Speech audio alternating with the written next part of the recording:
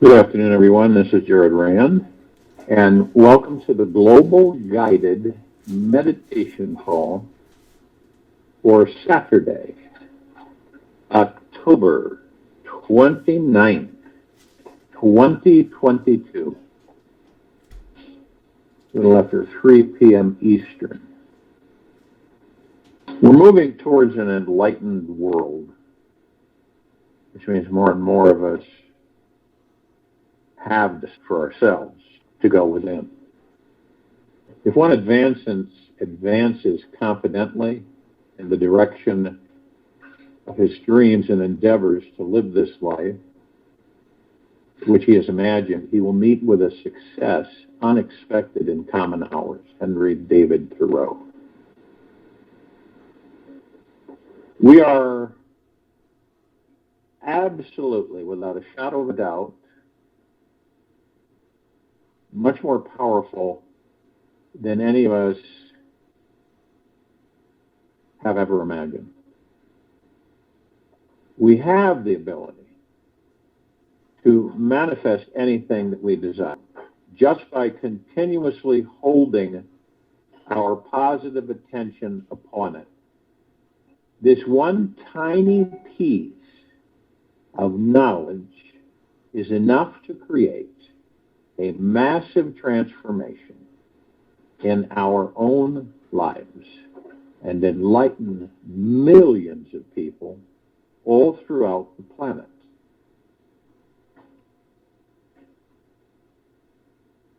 We are powerful, supreme divine beings who can easily sculpt this world around us, just like an artist sculpts a hunk of clay. There is no debating this, unless you want to do it for 10,000 lifetimes through the ego mind. We have always been, and always will be, human and divine. We are both. Yet the most important thing is to realize we're already a natural manifesting being who has the power to instantly and effortlessly sculpt this beautiful world we live in. So we take it from what it is, which we all know, without judgment, and we focus on what it will be, what we want. And isn't it interesting? This is about wars, battles, conflicts, hatreds, prejudices, and all the other stuff that society has molded us into believing.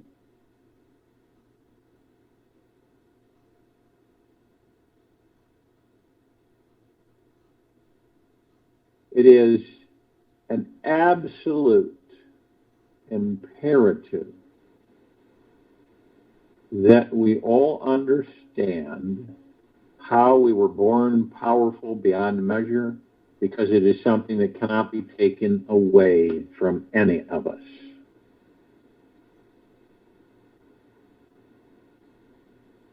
No matter how low you feel, you will always be the one creating your reality. Every thought you think is forming the world around you and inside you. And best of all, it is all coming from a divine, unlimited source that is all loving.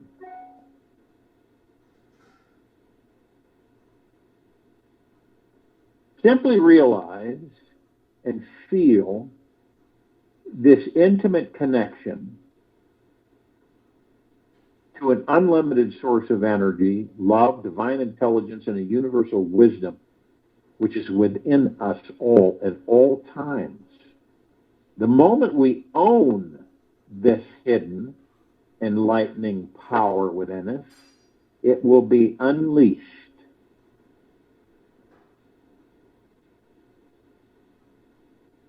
As we let it out onto the world around us, we will see that we will be able to manifest anything. The more often we give it away, the deeper we realize that it is a power that no one can take away.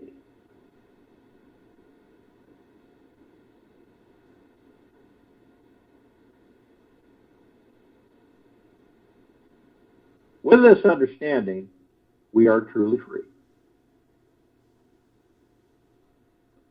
We were all born with wings. We are not meant for crawling, so don't. We have wings. Learn to use them and fly, roaming. We are not meant, nor have we ever been meant for crawling. To start manifesting an enlightened world around us, starting now, all that is needed is a constant positive focus of our energy on the image and feeling of what an enlightened world is like for you. See it as if it has already occurred. So how does it feel to already be living in an enlightened world? New Earth. Notice how well you sleep tonight, knowing that your enlightened world is already here. What do you want your new improved version of your enlightened world to look and feel like tomorrow morning? Highly recommended that you write out a full description of the kind of world you want to co-create. Co-creation means that we're all creating. Spend a few minutes a day improving upon it. Always thinking as if it is already here now. Focus your mind on it. Notice how good you feel after you've done reading it. It's like you've designed a new world. You're the architect, right? And there are no limits at all. You design this. And as you look at, as time goes by, you say, I'm going to improve this over here. The ego mind will try to encroach upon you. That's pretty much a given. But you just say, ego mind, you're not in charge here. And you focus. You stay focused.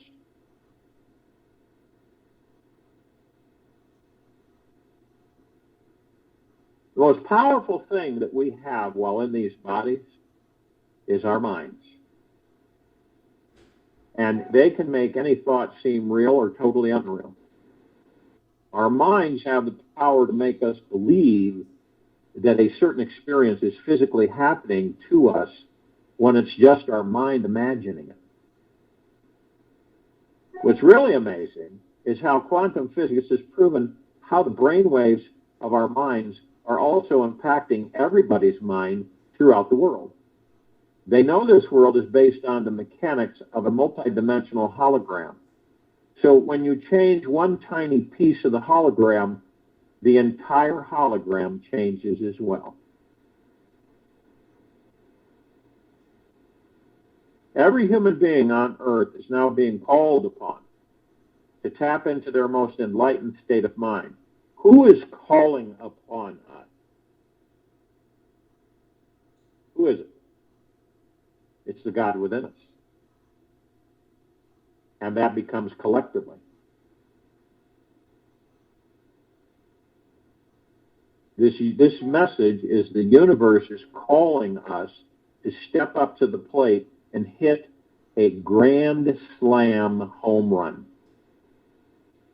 If you don't know what that is, it's basically someone comes up to the batter's plate, the home plate, all the bases are loaded, and they hit the ball out of the park. So you have 4 scored points. The batter comes all the way into home, and the 3 people on bases, first, second, and third, come all the way into home plate. That's a grand slam home run. We are being called upon, guys. It's not a joke. It's not a figment. It is a reality called upon by the gods that we are within these bodies. We have a natural manifesting energy, all of us, that will unleash itself once we have power over our mind. The moment we realize how to truly let go of the mind, then we will learn how to control it. It's ironic, yet something this powerful has to have a hidden secret to it. The key to success is to focus on our conscious mind on things we desire, not the things we fear, Brian Tracy. A lot of people on this planet are fearing right now, more than ever. That is not the path. Focus your consciousness, your conscious mind on things that you desire, not the things that you fear. Brian Tracy. The time has come for each one of us to realize how to harness the divine infinite power inside of us all. By doing so, we can enlighten ourselves and create a more enlightened planet around us. By simply learning how to transcend your mind, you'll tap into the infinite power behind it, and your whole world will be transformed. When you see the world from the eyes of the divine, you think differently. You feel and behave on a higher frequency, and soon everyone must catch on. Creating an enlightened world may seem to some impossible, ridiculous, or miraculous. Yet enlightenment is an inside job, and it is as natural as the light and warmth from the sunshine above. The discovery to exploring the enlightened path is in being aware where you are focusing your attention. What type of awareness are you in? What kinds of thoughts are you producing and recirculating all day long? To place yourself in the state of imagining what an enlightened world may feel like is the very first step. Visualizing a world whose foundation is based on kindness,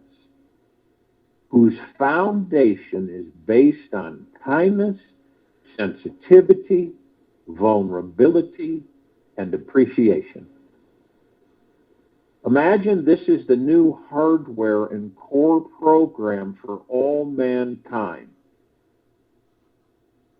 Can you imagine this? Visualize it, that it is already here now.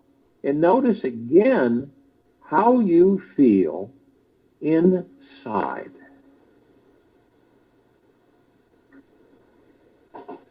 We have all and each been born with an innate ability to live in a state of wonder. We can exist in divine harmony within ourselves, no matter what is happening in the outer world. We also have the ability to materialize thoughts into physical form.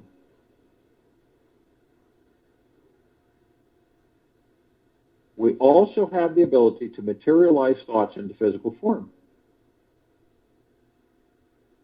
In this very moment, moment to moment. Power doesn't necessarily make us enlightened, yet it can dramatically empower someone struggling in the dumpsters at their lowest level of consciousness to realize that their thoughts create their reality. This is a profound realization and awareness. And it is our inherent gift that unfolds a real spiritual awakening inside. When you can actually discover that the thoughts, you can literally materialize your thoughts into physical form. You see, as a civilization, we have been literally, it's almost like hen pecking, right? You hear hen pecking all the time. And we have been societized, which means that a society was developed to control and enslave the civilization. The secret or discovery to enlightening the world around you is always to enlighten the world and manifest your destiny within you. By learning how to love yourself deeply and completely, just the way you are in this very moment, you tap into the infinite divine power of grace, of God, of Source. When you are living 24/7 in this state of positive mind, connected to Source, an enlightened world must truly show itself to you. And as this understanding spreads to your family and friends, it will move like a wave across the planet, creating an enlightened world all around you that is a pure joy to live in.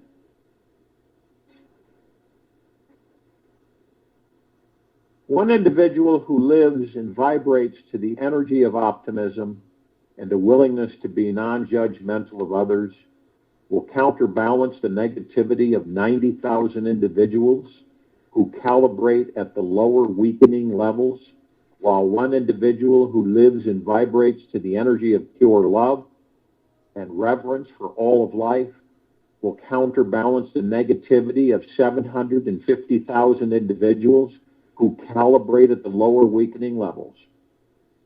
Dr. David Hawkins. He's pretty close on that. One individual who lives and vibrates to the energy of optimism and a willingness to be non-judgmental of others will counterbalance the negativity of 90,000 individuals who calibrate at the lower weakening levels, while one individual who lives and vibrates to the energy of pure love and reverence for all of life will counterbalance the negativity of 750,000 plus individuals who calibrate at the lower weakening levels.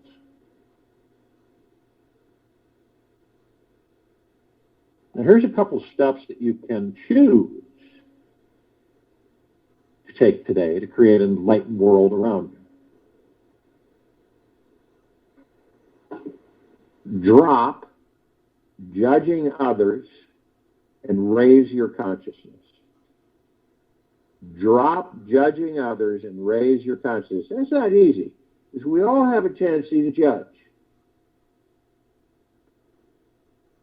Stop wasting your time judging others and finding fault with their level of emotional and spiritual evolution. If you spot it, you've got it. What you see out there is what is energetically being felt on your inner world. If you focus on how poor people are, you simply feel deeply impoverished on your inner world. It's vital that you focus all of your all of your energies on the positive aspects of people. These will then show up with yourself. As you go through your day, notice what kind of energy are you sending out towards people. The more you can embrace and express the beauty and love that resides at their core, the easier you'll feel it within you. The world around us will reflect what is happening inside of us. Each time we allow the divine, all-loving and empowering energy of our divine selves to be seen in others, we literally shift the vibration of this planet. We shift it. Do this enough, and there will be more love, compassion, and harmony circulating throughout the planet. Take inspired actions every day that open your heart. Take inspired actions every day that open your heart. Every action that you take in your life sends out an energetic frequency to the world around you.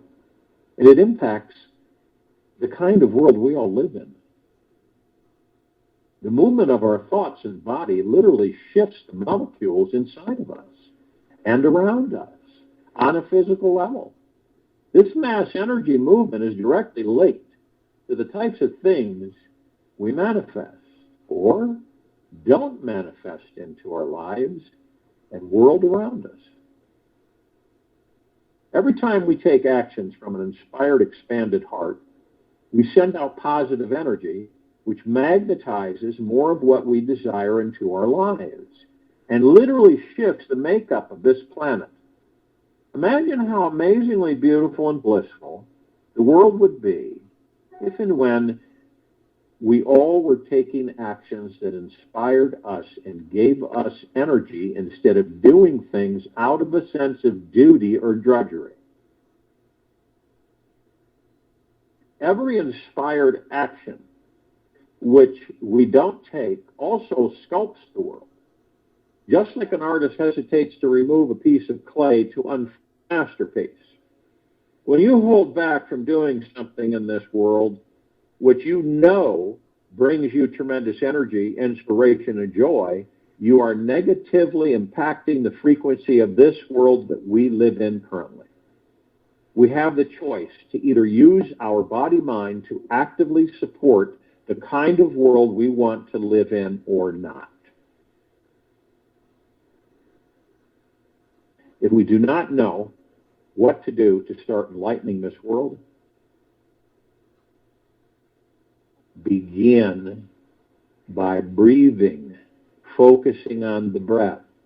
That's the beginning. Focus on the breath, only the breath. Listen to the breath. Slowly in through the nose and slowly out through the mouth.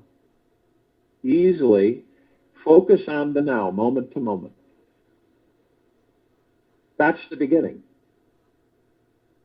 Then move yourself into pure gratitude, 24/7. Focus on everything that you're grateful for, even the bad stuff. And on top of it, engage with yourself to be kind, gentle, humble, and generous with you. Treat yourself.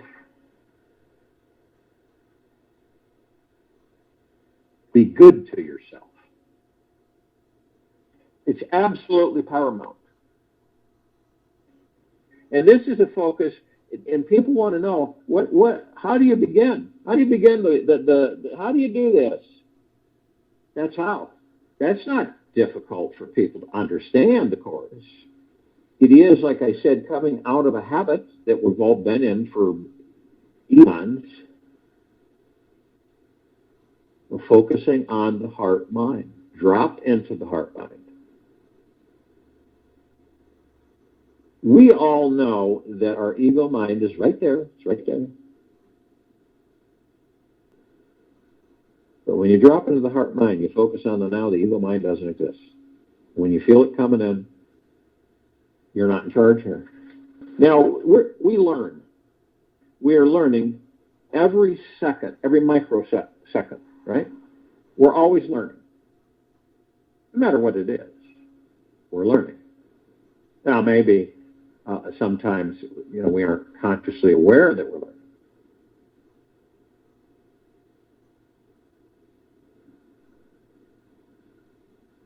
And the question is that, do any of us remember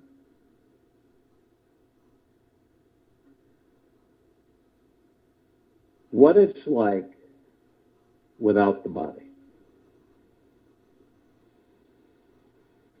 We remain a learner to the very point of when we leave these bodies.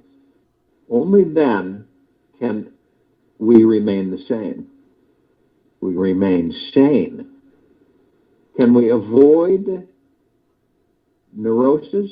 And the pressure is great. 40 times greater. This is what we face.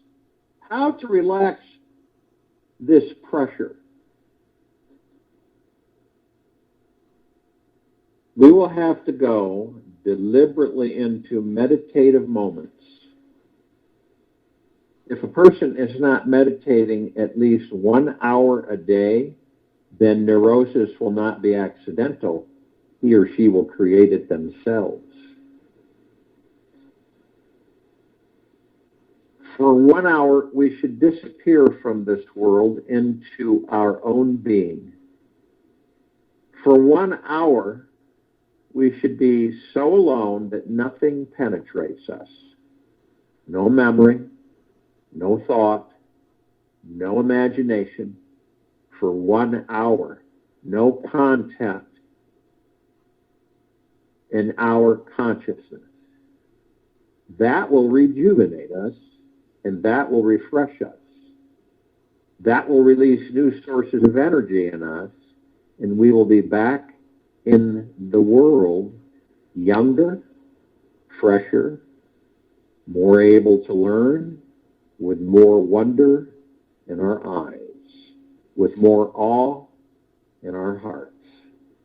Again, a child. This pressure to learn and the old habit of not learning is driving people crazy. The modern mind is really super loaded, and no time is given to digest it, to assimilate it into one's own being. That is where meditation comes in and becomes more significant than ever. Without giving time for the mind to rest in meditation, we repress all of the messages that are pouring in continuously. We refuse to learn. We say we have not got time, then the messages begin to accumulate. If we don't have time enough to listen to the messages that our minds are continuously receiving, they start accumulating, just like files accumulating. Your files accumulating on your table, piles of letters accumulating on your table, because you have not time enough to read and answer them. Exactly like that, your mind becomes cluttered. So many files waiting to be locked and looked onto. So many letters to be read, to be answered. So many challenges to be taken, to be faced.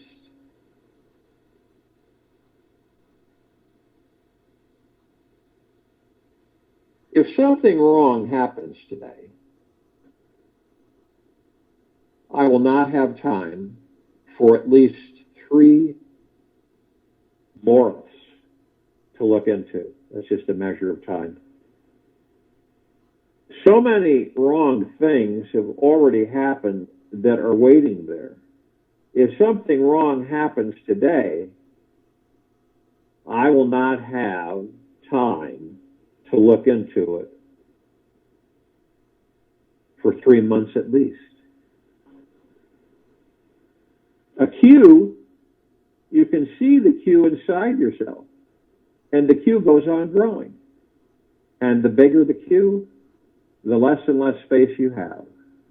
The bigger the cue, the more and more noise inside. Because everything that you have accumulated demands your attention.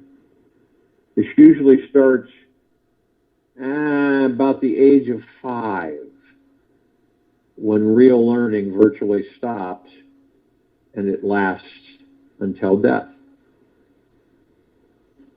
In the old days, it was okay. 5 or 7 years were enough to learn. All that we would need in our lives. So 5, 7 years in the old days was all we needed in our lives to learn. That would do. 7 years learning would do for 70 years of life. But now that is not possible. We cannot stop learning because new things are always happening, and we cannot face those new things with old ideas. We cannot depend on our parents and their knowledge. We cannot even depend on our teachers in the school and the university, because they are talking about is already out of date. Much more has happened. Much water has gone down the Ganges. This is an experience that many of us have had. When we were students,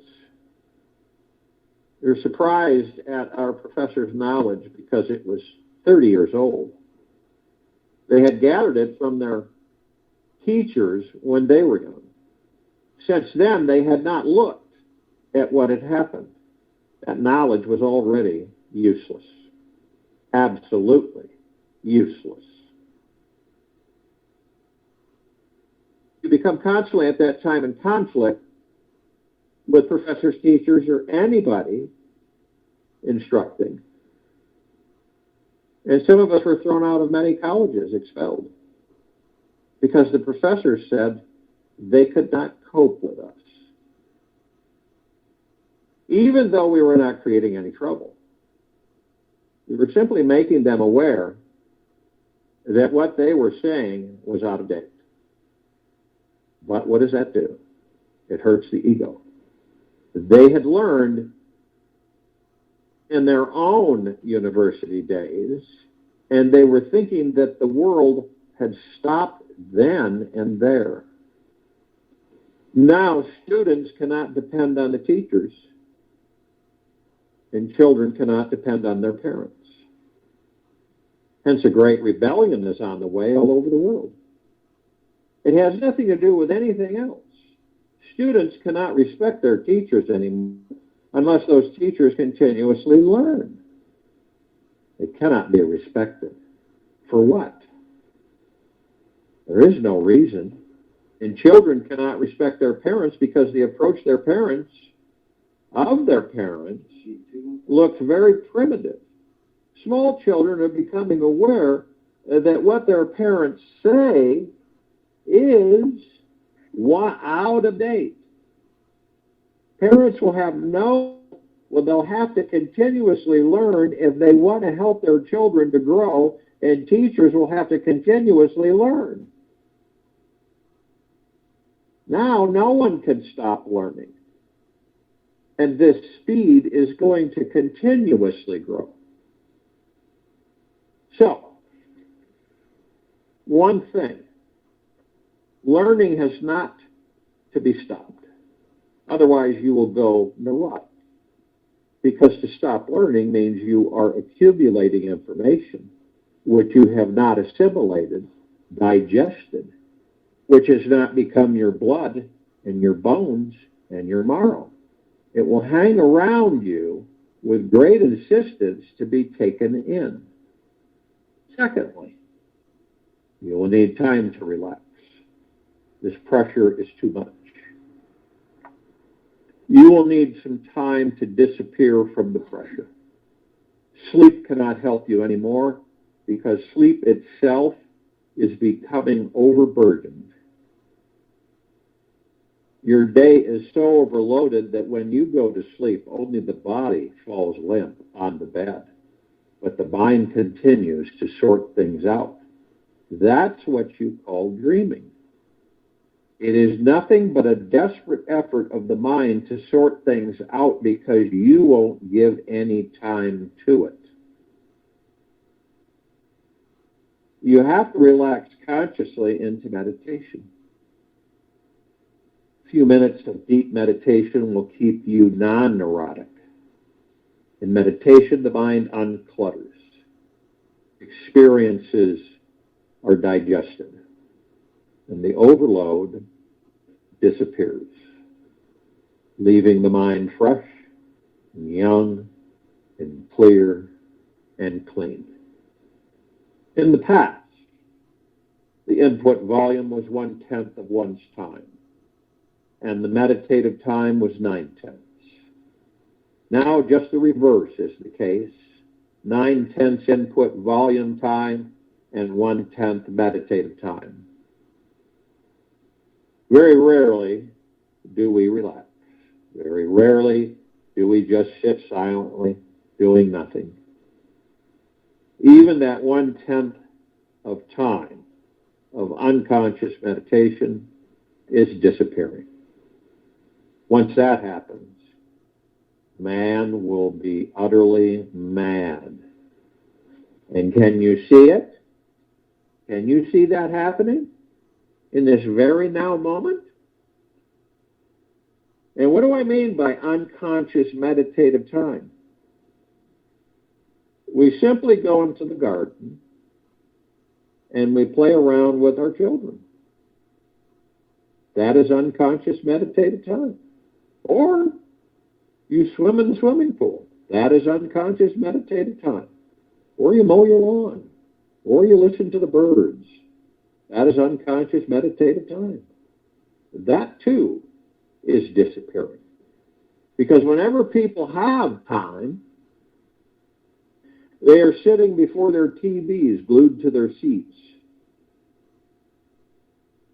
Now, tremendously dangerous information is being put into the minds by the TV. You will not be able to digest it, or you are reading newspapers.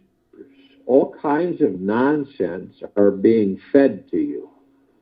Whenever you have time, you put the radio or the TV on, or the computer, or somebody you are feeling very good, right? Someday you are feeling very good and you want to relax, and you go to the movie. What kind of relaxation is this? The movie will not allow you relaxation because information is continuously thrown into you. Relaxation means no information is thrown into you. Listening to a cuckoo, right? Listening to a cuckoo will do, because no information is fed to you. Listening to music will do, because no information is thrown into you. Music has no language. It is pure sound. It does not give any message. It simply delights you. Dancing will be good. Music will be good. Working in the garden will be good. Playing with children will be good. Or just sitting doing nothing will be good. This is the cure. And if you don't do it consciously, the impact will be greater. You create a balance.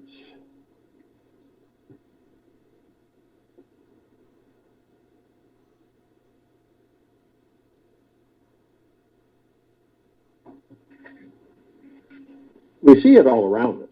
We all do.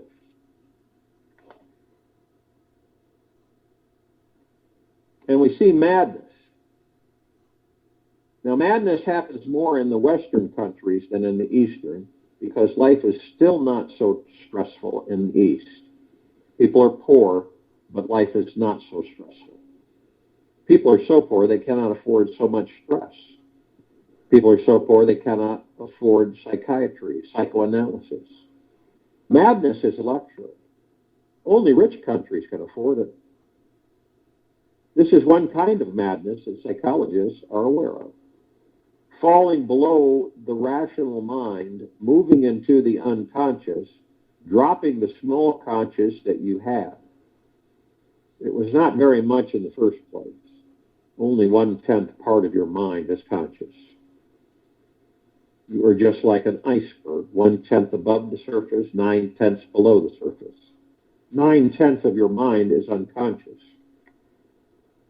Madness means dropping the 1/10 that was conscious, so the whole iceberg goes underneath the surface. But there is another kind of madness, and that too has to be called madness because of a certain sympathy. It is going beyond the rational mind. One is falling below the rational mind. The other is falling above the rational mind, falling upward. In both cases, the rational mind is lost. In one, you become unconscious. In the other, you become superconscious. In both cases, the ordinary mind is lost.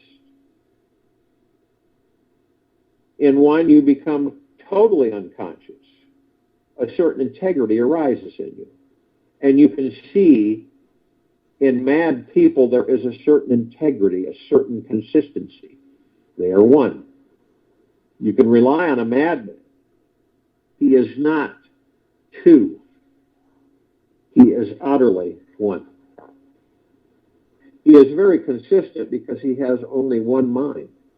That is the unconscious.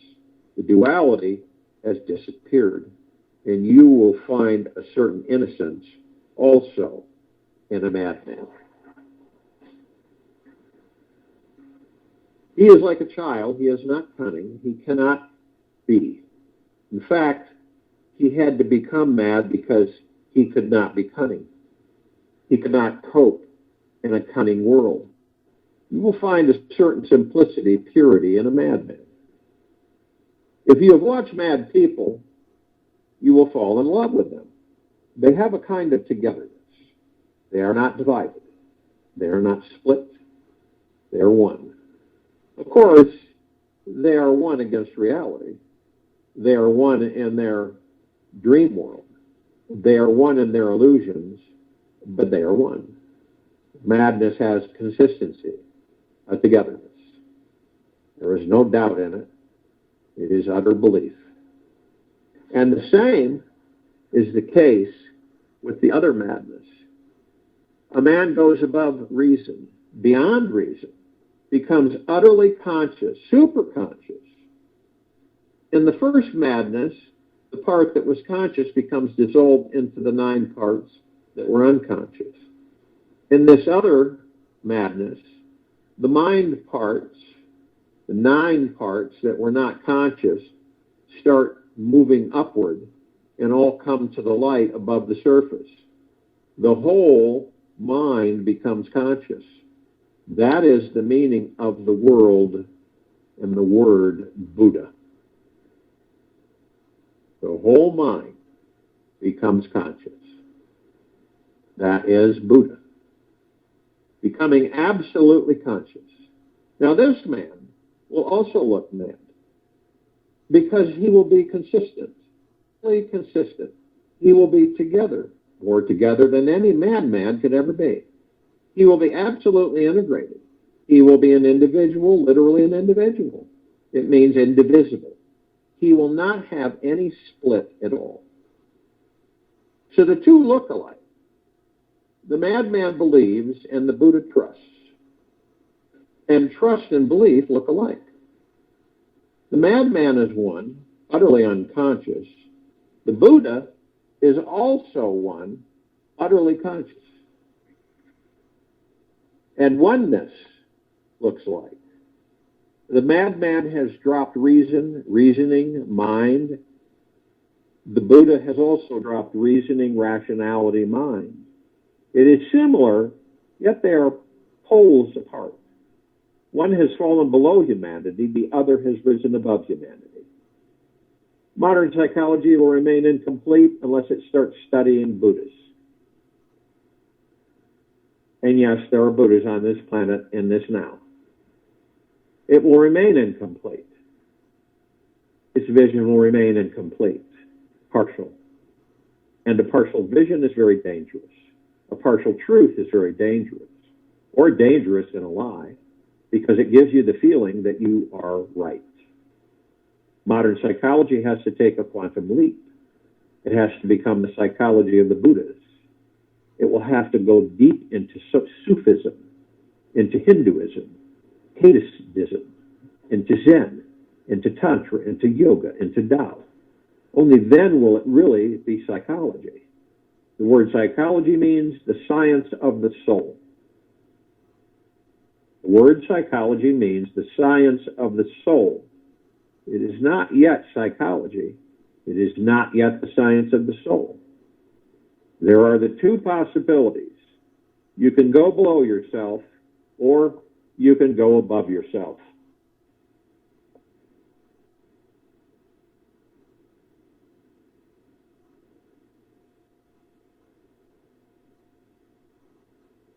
In the West, that includes us, psychoanalysis has grown through Freud, Adler, Jung, Wilhelm Reich to solve the problems arising from the ego, such as frustrations, conflicts, schizophrenia, and madness. In comparison to your meditation techniques, what are the contributions, limitations, and incompleteness of the system of psychoanalysis in solving the human problems rooted in the ego. The first thing to be understood is that any problem rooted in the ego cannot be solved without transcending the ego. You can postpone the problem. You can bring in a little normality. You can create a little normality about it. You can dilute the problem, but you cannot solve it. You can make a man function more efficiently in society through psychoanalysis, but psychoanalysis never solves a problem. And whenever a problem is postponed, shifted, it creates another problem. It simply changes its place, but it remains. A new eruption will come sooner or later, and when the new eruption of the old problem comes, it will become more difficult to postpone and shift it. Psychoanalysis is a temporary relief because psychoanalysis cannot conceive of anything which transcends the ego. The problem can be solved only when you can go beyond it. If you cannot go beyond it, then you are the problem. Then who is going to solve it? And then how is one going to solve it? Then you are the problem. The problem is not something separate from you. Yoga, Tantra, and all the meditation techniques are based upon a different ground. They say that the problems are there. The problems are around you. But you are never the problem. You can transcend them. You can look at them like an observer is looking down from the hill into the valley. This witnessing self can solve the problem. Really, just by witnessing a problem, it is half solved already. Because when you can witness a problem, when you can observe it temporarily, when you are not involved in it, you can stand by the side and look at it. The very clarity that comes out of this witnessing gives you the clue, gives you the secret key. And almost all problems are there because there is no clarity through which to understand them. You do not need solutions. You need clarity. A problem rightly understood is solved. Because a problem arises through a non-understanding mind. You create the problem because you are not understanding. So the basic thing is not to solve the problem. The basic thing is to create more understanding. And in more understanding, more clarity is there. And the problem can be encountered impartially, observed as if it doesn't belong to you, and as if it belongs to someone else. If you could create a distance between the problem and you, only then can it be solved. Meditation creates a distance. It gives you a perspective. You go beyond the problem. The level of consciousness changes. I'll join you in meditation, and I'll return to close us out. Hello, fellow brothers and sisters of the light. I am Julie Joy, and for some unforeseen reason, the closeout is missing. Sometimes it's my internet, sometimes it's his internet, sometimes it's just a mystery. I've been recording these meditations for Jared since 2017, and we both appreciate your support and loyalty. And by support, I mean merely sharing with your friends. No financial support is required or requested on this channel. Thank you so much for listening.